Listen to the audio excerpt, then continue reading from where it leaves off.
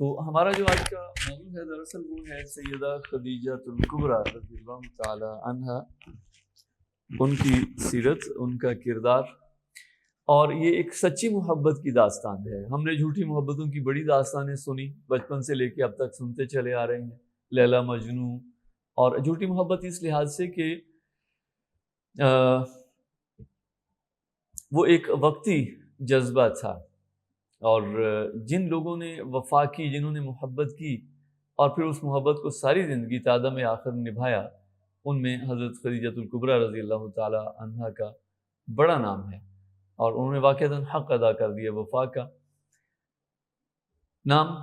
خدیجہ بنت خویلد ہے رضی اللہ تعالی عنہا، خویلد ان کے والد کا نام ہے، اور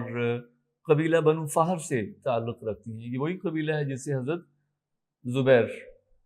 بن عوام رضی اللہ تعالیٰ عنہ تعلق رکھتے ہیں، اور ان کا جو رشتہ ہے حضرت زبیر سے وہ کیا ہے آپ کو یاد ہے؟ حضرت خدیجہ رضی اللہ تعالیٰ عنہ کا حضرت زبیر کی پھوپھی ہیں، ٹھیک ہے، یعنی حضرت خدیجہ کے بھائی ہیں عوام، حضرت زبیر کے والد ہیں نا، زبیر بن عوام ہم کہتے ہیں، تو عوام حضرت خدیجہ کے بھائی ہیں، حزام حضرت خدیجہ کے بھائی ہیں، اور کون ہیں ایک تیسرے؟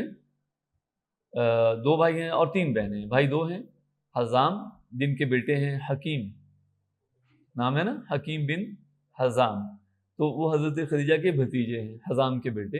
تو عوام جو ہیں وہ بھی حضرت خدیجہ کے بھائی ہیں رضی اللہ تعالی عنہ، اور ان کے بیٹے ہیں زبیر رضی اللہ تعالیٰ عنہ۔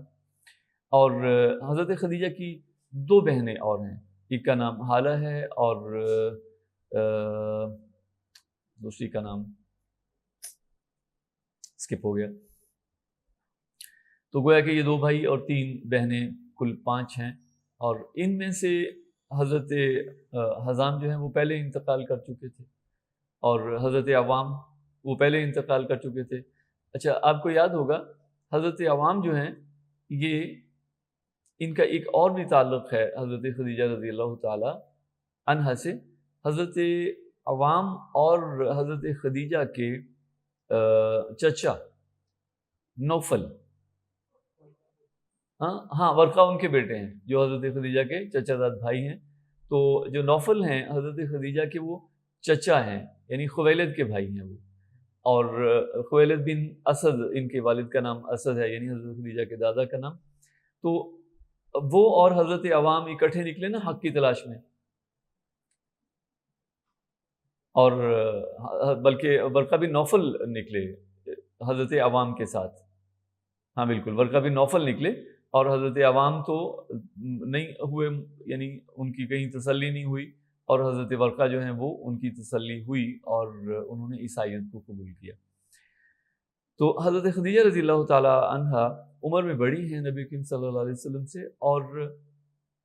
مکہ مکرمہ میں جانی پہچانی شخصیت، ویل آف ہیں، تجارت کرتی تھی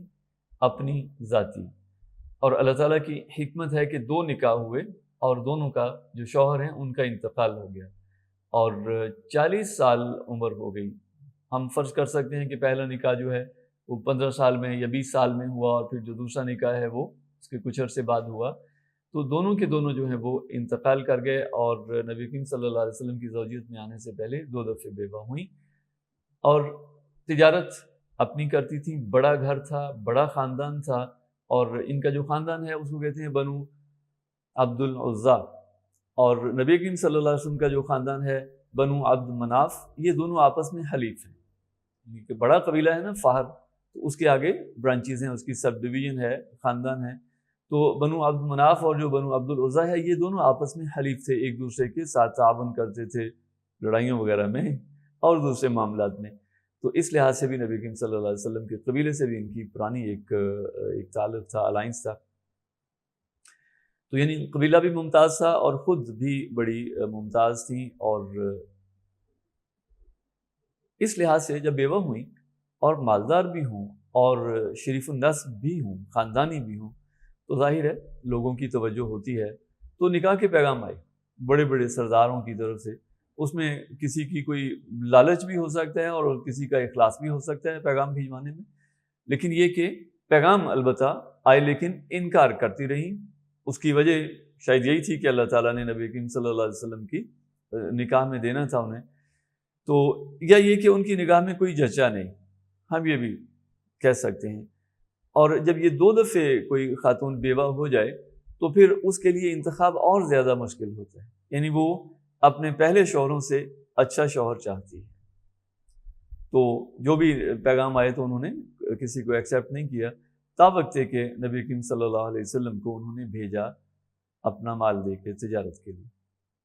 اور شہرت پہلے سے سن رکھی تھی حضور صلی اللہ علیہ وسلم کی،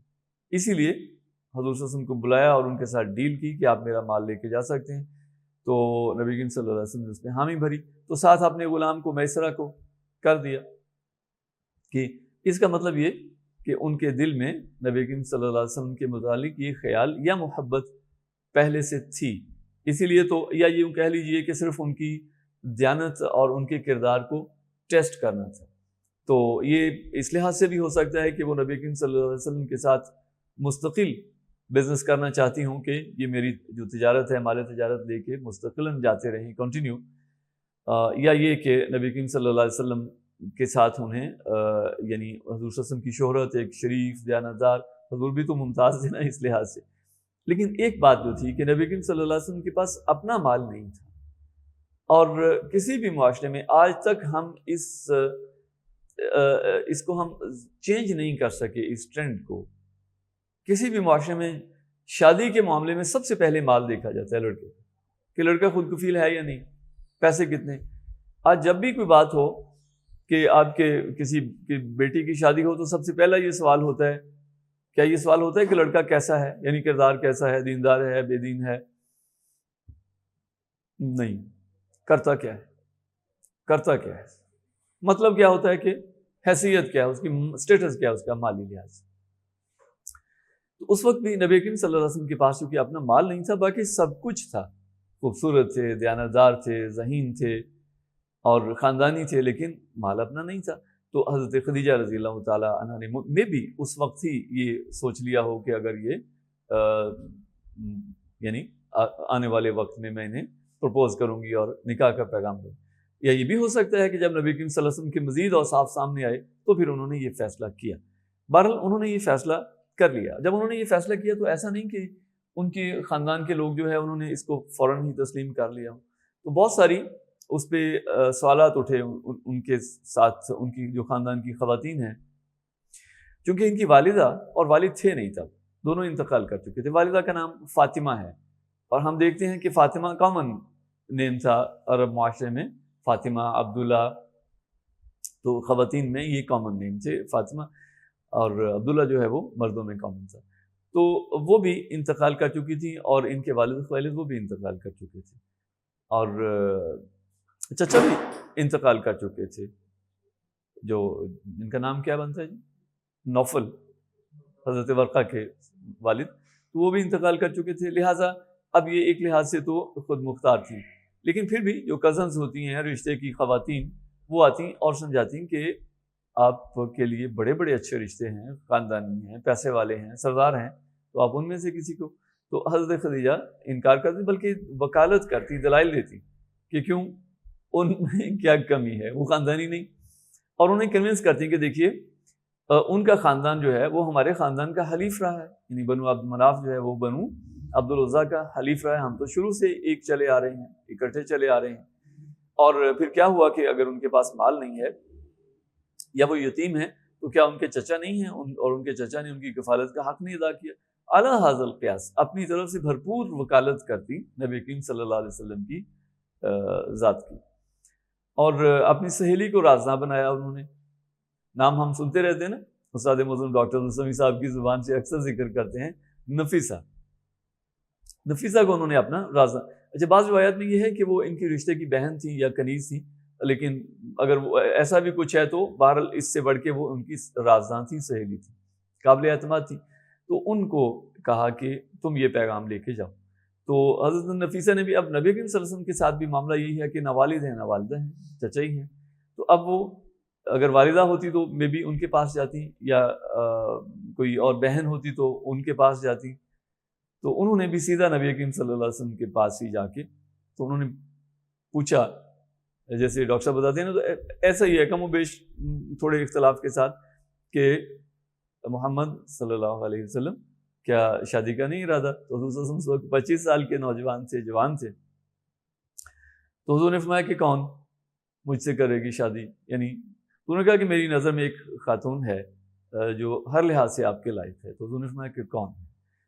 یعنی ایسے تو نہیں حامی بھری جا سکتی۔ حضور نے فرمایا کون ہے؟ تو انہوں نے جب نام دیا تو نبی کریم صلی اللہ علیہ وسلم کے لیے یہ سرپرائز تھا، حضور کے ذہن میں ایسی کوئی بات نہیں تھی، یعنی ایک جو باکردار نوجوان ہے اور حضور صلی اللہ علیہ وسلم کی حیا، اب میری بات سمجھ رہے نا، تو حضور صلی اللہ علیہ وسلم کے ذہن میں کوئی ایسی بات نہیں تھی، تو حضور کے لیے یہ سرپرائز تھا۔ حضور نے فرمایا کہ اچھا وہ تیار ہیں اس کے لیے؟ تو انہوں نے کہا ہاں وہ تیار ہیں۔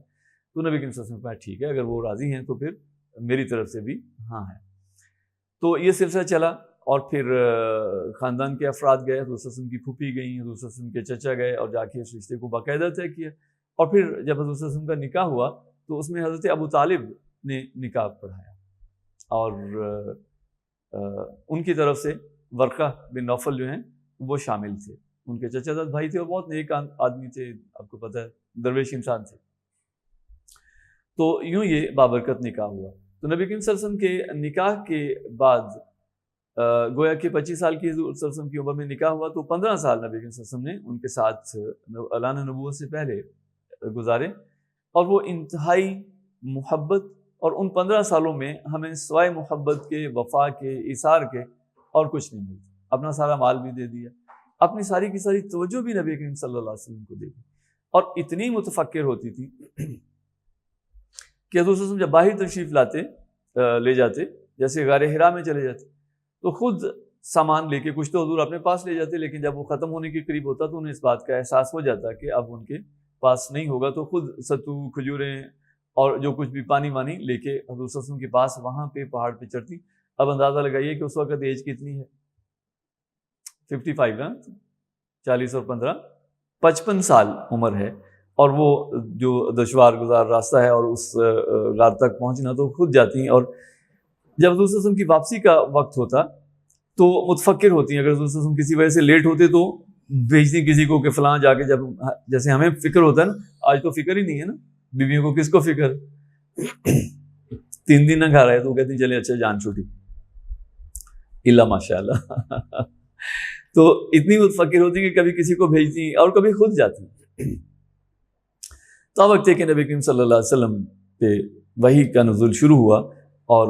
سب سے پہلے ایمان لائیں، ایک لمحے کا بھی توقف نہیں کیا۔ یہ اعتماد اور محبت کا گویا کہ حسین امتزاج ہے، اعتماد بھی اتنا ہے، اور دوسری طرف اگر نری محبت ہوتی، اعتماد نہ ہوتا تو پھر بھی ہو سکتا ہے نا کسی کو محبت تو ہو، لیکن ساتھ یہ بھی پتا ہو کہ یہ ایسے ہیں اور ویسے ہیں، تو محبت کے لیے تو باکردار ہونا ضروری نہیں۔ ہم دیکھتے ہیں، جاری رکھیں، تو خود یعنی نبی کے وسلم جب تشریف لائے تو انہوں نے حضور صلی اللہ علیہ وسلم کو تسلی دی، اور ورقہ بن نوفل کے پاس لے کے گئیں، اور پتہ انہیں پہلے سے بھی تھا، اس بات کا احساس تھا کہ نبی کے وسلم کوئی غیر معمولی شخصیت ہے، اگرچہ یہ تو شاید انہیں یہ واقعہ ان کے لیے نیا تھا، سرپرائزنگ تھا، لیکن اس بات کا احساس انہیں پہلے سے تھا۔ ایک تو انہوں نے خواب دیکھا تھا کسی زمانے میں کہ ایک سورج ہے جو میرے گھر اترا ہے، اور اس کی روشنی جو ہے وہ پورے عالم میں پھیل رہی ہے، تو وہ پھر ورقہ بن نوفل ہی کے پاس گئی، تو انہوں نے بھی اس کی یہی تعبیر دی کہ اس سے لگتا ہے کہ آپ کسی نبی کی بیوی بنیں، یا آپ کے گھر میں کوئی نبی آئے گا، تو ان کا یہ بھی خیال تھا کہ ہو سکتا ہے کہ میری اولاد میں سے کوئی نبی ہو۔ تو نبی کریم صلی اللہ علیہ وسلم پہ جب وحی کا نزول ہوا تو اس لیے انہیں، یعنی پہلے سے بھی حضور صلی اللہ علیہ وسلم کی اہمیت کا علم تھا، تو ان کے دل نے فوراً گواہی دی اور ایمان پہلے، سب سے پہلے ایمان لانے والی وہ، اور پھر حضور صلی اللہ علیہ وسلم کے ساتھ نماز میں شریک ہوتی تھی۔ بعد میں حضرت علی بھی لے آئے ایمان، اور گھر کے افراد تو یہ 3 ہی تھے نا، تو اکٹھے نماز پڑھتے تھے، سیدنا علی المرتضیٰ رضی اللہ تعالیٰ عنہ اور سیدہ خدیجہ رضی اللہ تعالیٰ عنہ اور نبی کریم صلی اللہ علیہ وسلم اکٹھے ہی نماز پڑھتے تھے۔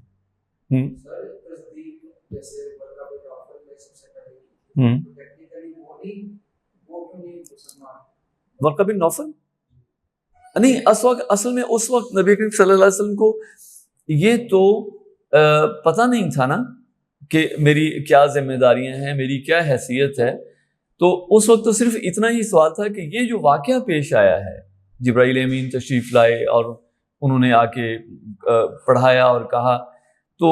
وہ جو واقعہ تھا، ایکسپیرینس تھا، وہ شیئر کیا ورقہ بن نوفل سے کہ یہ کیا ہے، اس کی کیا حقیقت ہو سکتی ہے، یہ کیا ہو سکتا ہے. تو انہوں نے اس کی بالکل صحیح بات جو ہے وہ فوراً تہہ تک پہنچے، اور یہ ان کا کمال ہے. ویسے 100 اس کی تعویلیں اور تعبیریں ہو سکتی تھی نا، لیکن وہ فوراً تحت، اور جو حق کا متلاشی ہو اور جس نے ساری زندگی حق کی تلاش میں کھپائی ہو، تو وہ نہیں پہنچے گا تو پھر اور کون پہنچے گا.